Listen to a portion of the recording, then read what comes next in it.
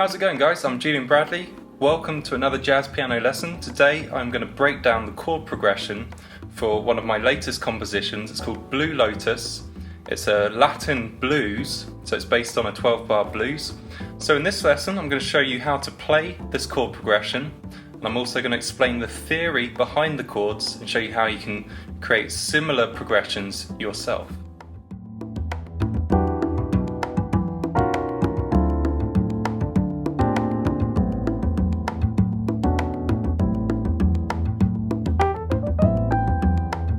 First of all, here's how the progression sounds.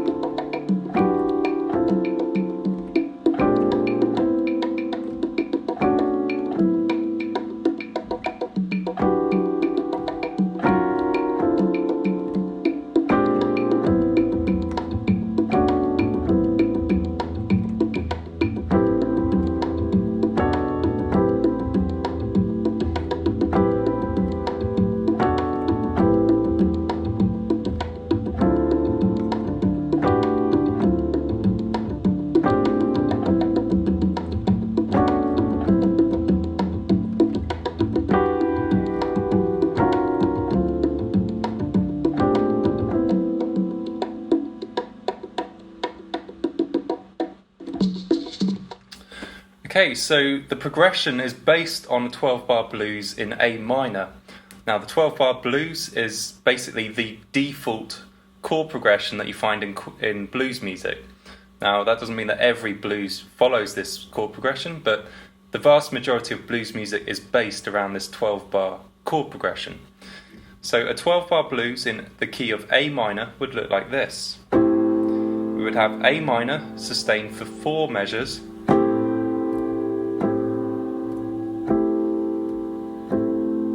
then we would go to D minor 7 for 2 measures, and then back to A minor 7 for 2 measures. Then we would go to E minor 7, the 5 chord, for 1 measure, D minor 7, the 4 chord, for 1 measure, and then end with A minor 7 for 2 measures. So once again, this is how that would sound.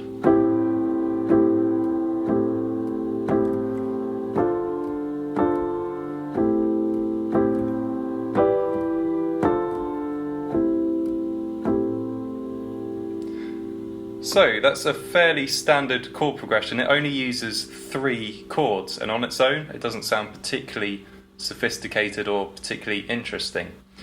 However, what I've done is I've beefed up this chord progression by adding chords of my own. So let's take a look at some of the ways that I've embellished this chord progression. First of all, I've made all of these chords minor 9 chords. So this is an A minor 9, this is the voicing I'm using.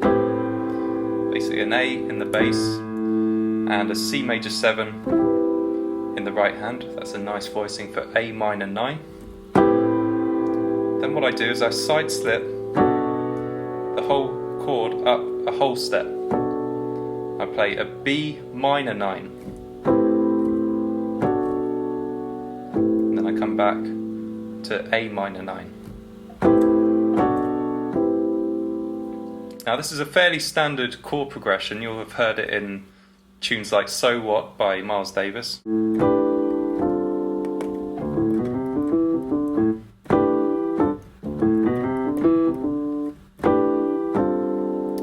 In which he uses a E minor 7 going to a D minor 7.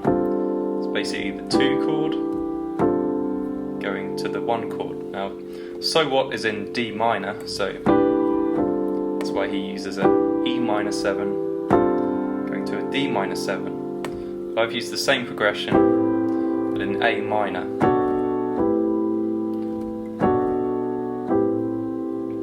So anytime I'm hanging around on a minor 7 chord, that's always something you can do. It's just side slip it up. That's quite a nice, something you can always do anytime you're hanging about on a minor 7 chord.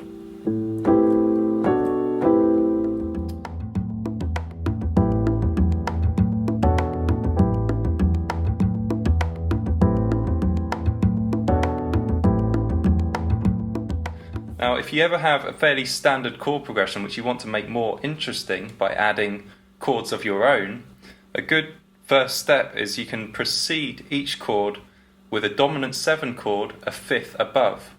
So in this case I'm on A minor 7 and I know that I have a D minor 7 coming up. Now what I can do is precede D minor with a dominant 7 chord a fifth above. Now a fifth above D is A, so I can precede D minor 7 with some sort of A dominant 7. This is A dominant 7, but I can make it more interesting.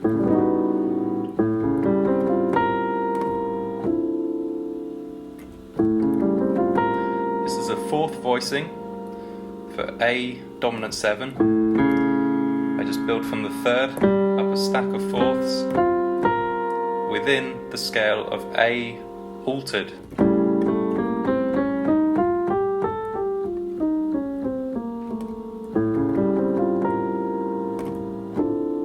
Which resolves nicely to D minor 9, and I'm playing it in this voicing.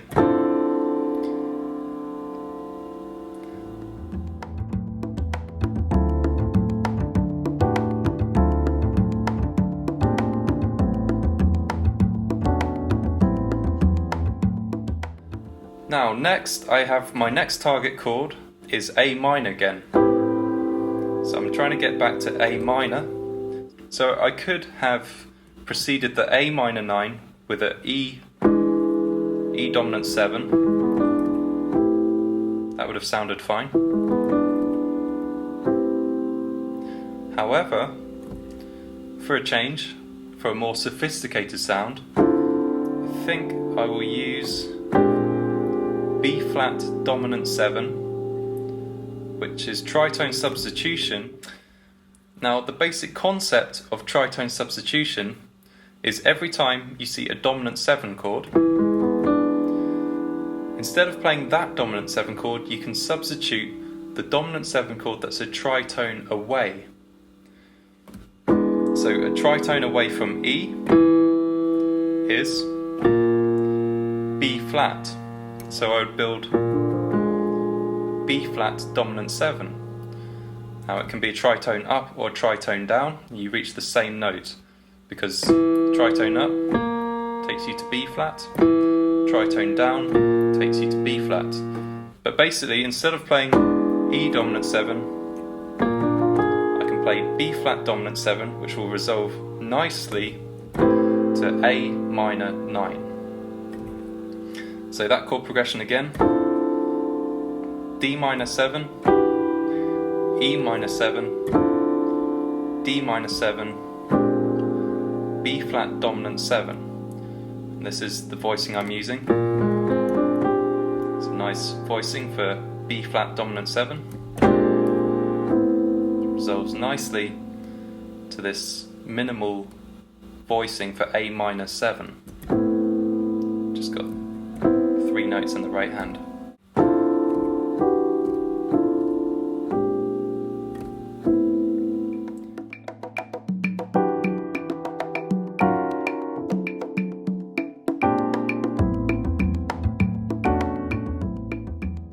Now last of all, the 12-bar blues ends on a E minor 7, going to D minor 7, going to A minor 7. Now, how can I make this more interesting? Well, how do I get from E minor 7 to D minor 7? How about I just side slip down? So this is the voicing I'm using for E minor 7. So how about I just side slip down through E flat minor 7 down to D minor 7. So I'm just taking every note of that voicing, just moving it down in parallel, down a half step, and then from D minor 7 I go with that same exact tritone substitution again to make my way to A minor 7. And once I'm here, guess what I'm going to do? I'm going to use the same old chord progression, which I've made quite a feature of by now. So here is that chord progression again.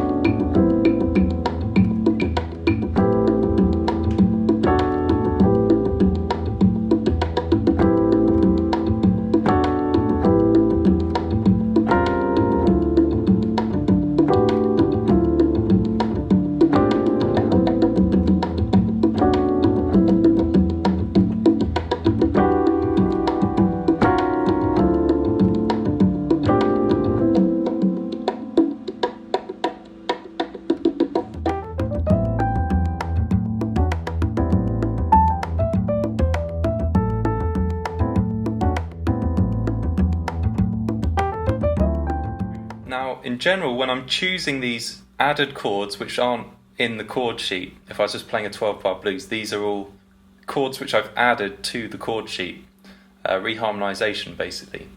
Now, in general, I'm looking for chords which imply different scales than the previous chord. I'm trying to shift kind of the harmony, shift the kind of scale that we're in with every chord change. So I managed to do that with A minor 9, when I went to B minor 9, I've got this 9 up here which is a C sharp, which has to be implying a different scale to the scale implied by A minor, because A minor has a C natural, but B minor 9 has a C sharp.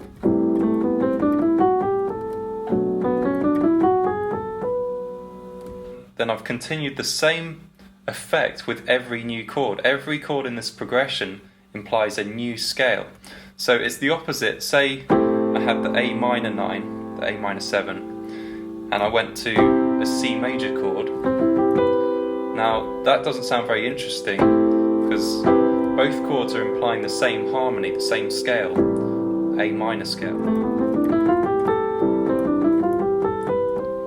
Both chords are implying the same scale. Both chords are found within the same group of notes.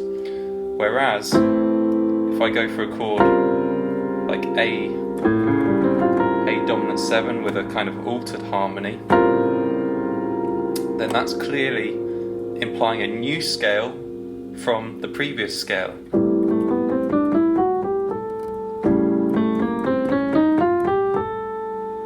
That's generally what I'm trying to do.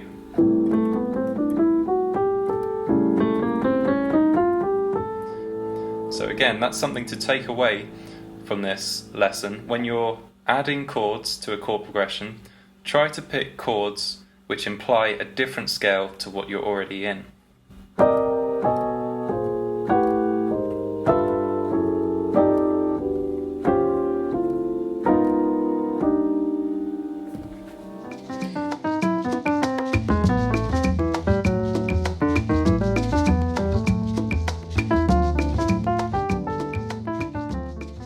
Now, a few words on performance. Usually I don't talk too much about performance, but it's about time that I said a few words about performance. Now, when I'm playing these chords, my main focus is on playing all the notes of the voicing at the exact same time.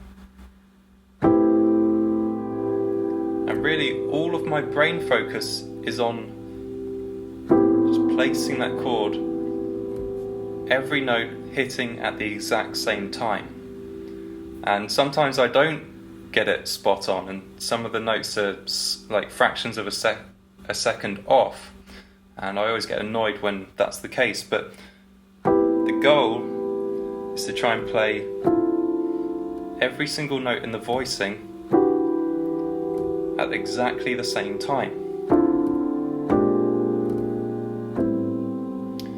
Now, how do I do that? Well, so first of all, I'll hold the previous chord down with the pedal, then I'll go to the next chord, and I'll spend a good half second lining up my fingers on the voicing, and I'll make sure they all have pressure and they're all ready to play.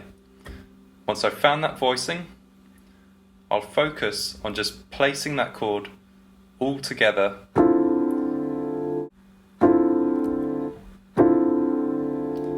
and my hand will be kind of tense, ready to play that chord. And then when the time comes, see, I didn't quite get it right there. I'll try to just use my arm to just place that chord, but really I'm keeping my hand quite tense and just in that position.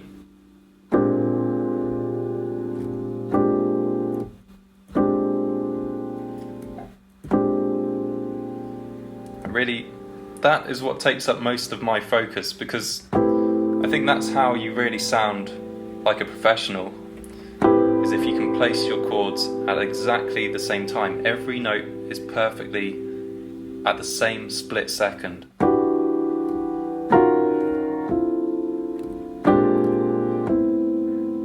Because sometimes I hear players who get it slightly off. It's hard to do when you've been practicing it the right way, but you know, let's think. Well, I guess I've been ingraining it the right way, but they'll, you know, if you can hear with that chord, it's not quite together, and that's always a giveaway that someone's ability, but it shouldn't be too hard to play them in sync. I'm just saying that is what takes up most of my brain focus. It's trying to play each note at the same time.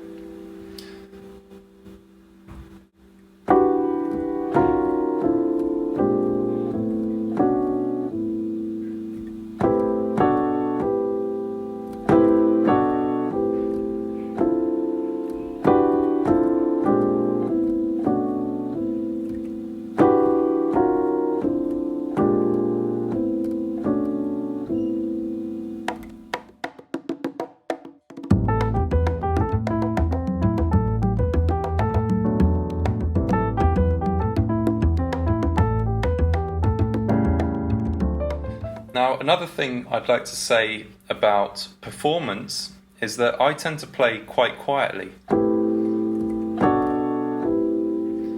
especially compared to most pianists. And I was thinking about this before I started filming, why this is. And I think what it is that I like to focus on the voicings themselves. And if you have a sophisticated sounding chord progression where all the voicings are spot on, I don't think you need to play loudly. I think it's actually quite cool to play it as quietly as possible. And I was thinking about this. It's kind of like people who have nothing to say can sometimes play loudly, and maybe that can distract from the fact that they don't actually have much to say. Whereas if you do have something interesting to say with your chord voicings, then you don't have to shout that out. It should be interesting enough. Even if you just play it really quietly. I think if the notes are there, the sophistication is there in the voicing, then you should be able to play as quietly as you like and people will still be interested.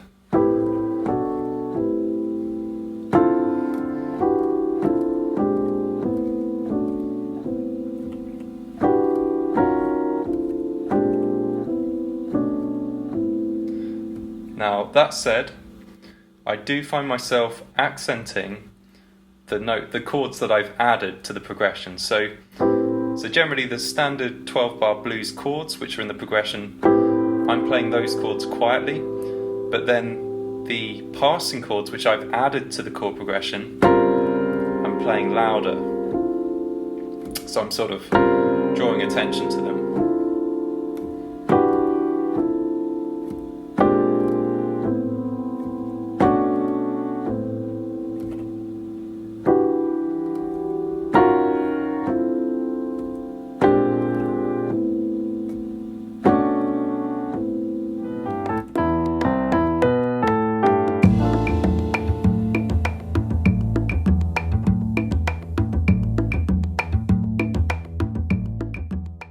Now the way that I ended up ending this piece is using a very nice chord. It's a slash chord. This is how it sounds.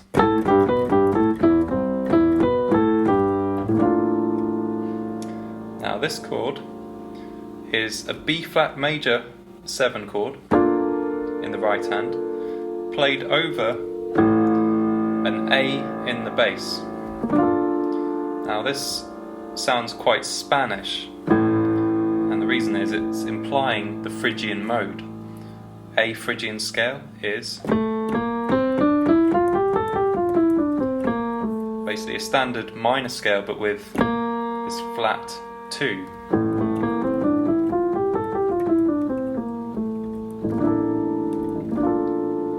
So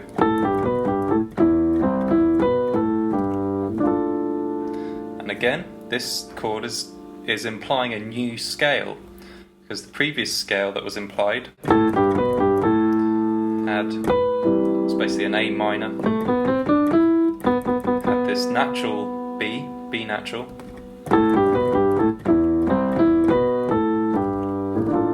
but suddenly I've got a B flat, and I'm implying a different scale.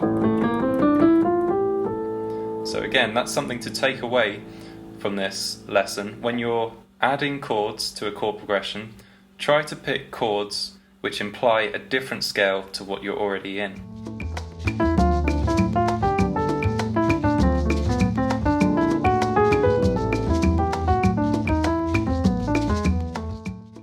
So I hope you found this video useful. This piece has been added to the Complete Collector's ebook, and it's also available as a single download if you just want this piece. I've got the sheet music, a transcribed solo which comes with it, and the MP3 backing track, which is what I'm playing to right now. You can get all of that at jazzherobooks.com, and leading up to Christmas, this is a free bonus which comes with the Complete Collector's Edition ebook. People who've already bought the ebook should have received an email from me by now with this piece attached, so you get the upgrade for free. And if you found this video useful, I'd really appreciate it if you just click the thumbs up button in the bottom left hand corner of the screen. Let me know any topics you want me to cover in future videos. If you had any questions regarding this video, please post below, and I'm pretty good at responding to people's questions. And if this is the first video of mine you've seen, make sure you don't miss out on future videos by subscribing to my channel. Thanks for watching, guys, and I'll see you soon. I'm Julian Bradley, thank you very much for watching. You can download the sheet music and MP3 backing track for Blue Lotus at jazzherobooks.com. Leading up to Christmas, you can get Blue Lotus as an individual download or as a free bonus when you buy the Complete Collector's ebook. I make all educational videos for free, but I have to charge for some items in order to fund the making of future videos. So thank you for your purchase, which directly supports the making of future jazz tutorials, which will always remain free. So head on over to jazzherobooks.com or simply click on the link in the description box below, and I hope you enjoy playing Blue Lotus just as much as I do. Thank you again for watching, have a great Christmas, and I'll see you again soon.